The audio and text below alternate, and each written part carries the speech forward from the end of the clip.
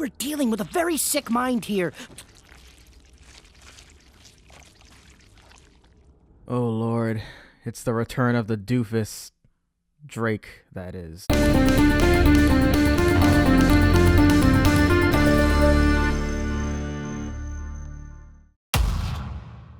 Hello and welcome everyone back into yet again another DuckTales analysis video, only this time it will be the final one until the grand finale. And boy was it well done. I like mine medium rare, but that's a whole nother genre. The entirety of the episode focused on one main theme, which was taking responsibility for one's actions. With the episode starting off with Louie once again creating a whole situation with one of his business ideas. You'd think the whole Typhoon incident would scar him for life, but nah. But before we can ever assume that this is a Louie episode, both Scrooge and Louie are summoned into a magical court set up by none other than Louie's somewhat nemesis at this rate, Doofus Drake, who prosecutes Scrooge for the sole purpose of getting his revenge after the events of everything that transpired on his birthday, and so he still hates the idea of him having to cut a share of his fortunes with his family. So turns out this guy actually learned absolutely nothing after all this, even during the woodchuck meetings with Boyd. The episode title is The Life and Crimes of Scrooge McDuck, which is a reference to a publication similarly named The Life and Times of Scrooge McDuck. Immediately just knowing the title and what it's especially referencing, clearly this will be about Scrooge and his remarkable past. The first witness against Scrooge, of course, ends up being Flintheart Glomgold, despite him always being a complete jerkwad and literally switching his name from Duke Baloney after stealing $2 million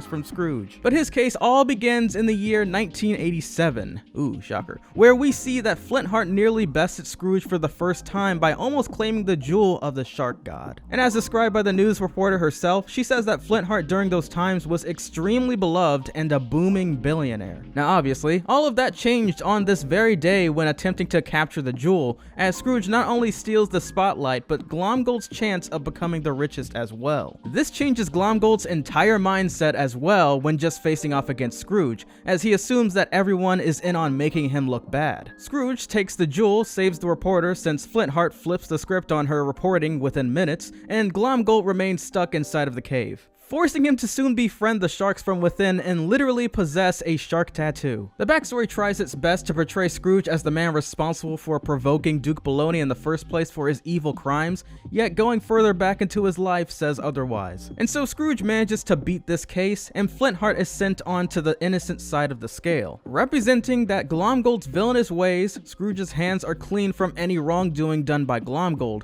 despite provoking later on in life. Next one on the list is Ma Beagle, who storms inside of the courtroom like those whiny, over-the-top, melodramatic people from Jerry Springer. Her sadistic tale begins with her as a young girl alongside her father and the Beagles, who once ruled Duckburg by, of course, cheating and scheming their way through it all. Scrooge easily uncovers his sham of a scam when arm wrestling Grandpappy Beagle for the entire town's deed, having his second appearance in a flashback, with his appearance during the Christmas special being his first. Also, this explains the portrait teased inside of the McDuck mansion so well now. And I'm not certain that this is a reference to that one hilarious episode of Regular Show where Rigby was caught using a similar mechanism to cheat Skips when wrestling him, but yeah, that was an interesting twist that they put inside of the episode. Now, just like the case with Glomgold, it's once again revealed that Ma Beagle from childhood was already a demon, not even so much in disguise. Right off the bat, she was a devious, deceiving little name-calling crook, so much so that she seemed to have always been physically abusive towards not only the Beagle Boys,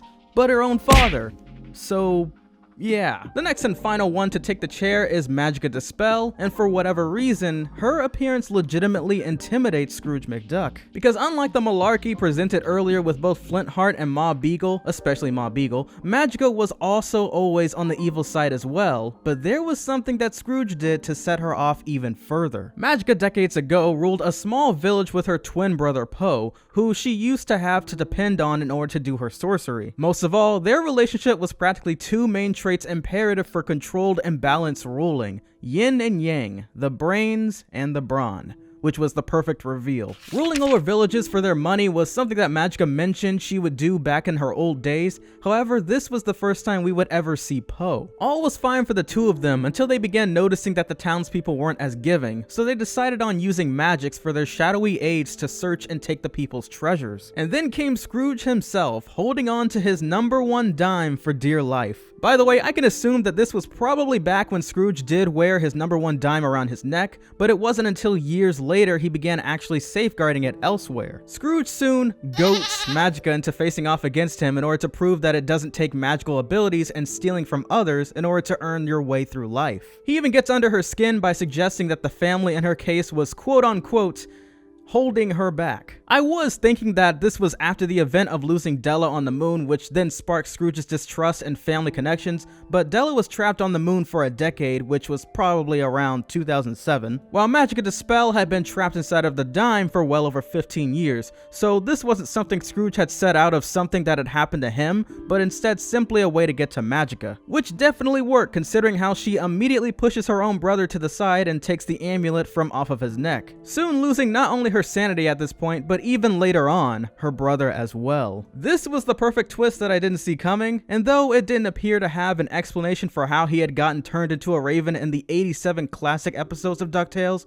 we have a well-told origin right here. She begged Scrooge multiple times for forgiveness and pleaded that he helped her grab a hold of her brother, yet Scrooge simply said it was a lesson for tussling with him and walked away. This was so terrible of an action that not even Louis the Charmer could get him out scot-free. Scrooge also had admitted that he used the money he took in order to purchase land for the village, to have a farm, and use it for the townspeople turned into goats to produce milk.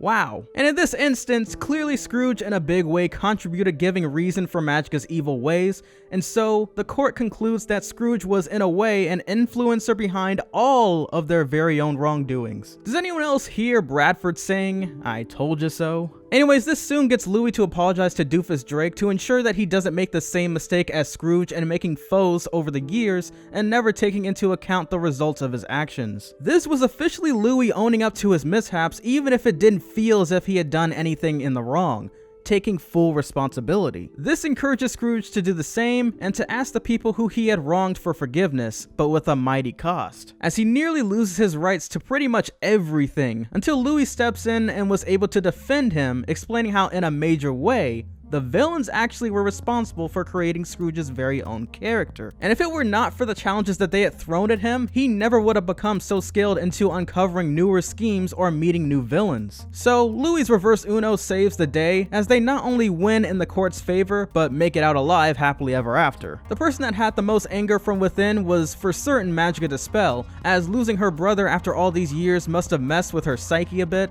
despite her already being a psycho. But this could also explain Magica's slight compassion hinted at during her training with Lena, and why she was so fixated on making sure that Scrooge's loved ones suffered under her control back in season 1. I will make you watch as I destroy everything you've ever loved, starting with your precious little town. Oh, that's good. Got a pen. Anyways, that is once again the video. I'm trying my darn near best to keep dishing out these beauties for you guys. The big day is ahead, ladies and gents, and so there's a lot to sink in before those events unfold. Will Magica the Spell ever reform? Will we see Bradford's master plan progress for the greater good? Is Bentina secretly in cahoots with Fowl? Will I ever stop asking so many questions? Well, guess you'll have to wait until then. This was The Next Big Thing, and I will catch you lovely folks in the next one. Peace!